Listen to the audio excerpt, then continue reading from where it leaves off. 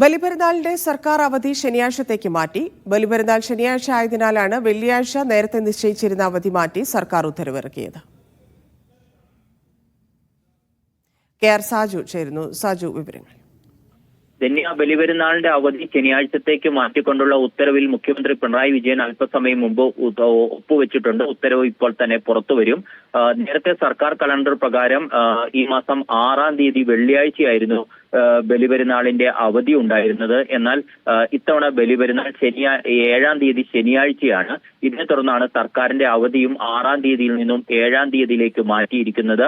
2 ദിവസവും അവധി വേണമെന്ന ആവശ്യം ചില കോണുകളിൽ നിന്നും ഉയർന്നിരുന്നെങ്കിലും സർക്കാർ അക്കാര്യം പരിഗണിച്ചിട്ടില്ല. അവധി മാറ്റിക്കൊണ്ടുള്ള ഉത്തരവ് വിദ്യാഭ്യാസ സ്ഥാപനങ്ങൾക്കും ബാധകമാണ്. ധന്യ. ശരി സാജു.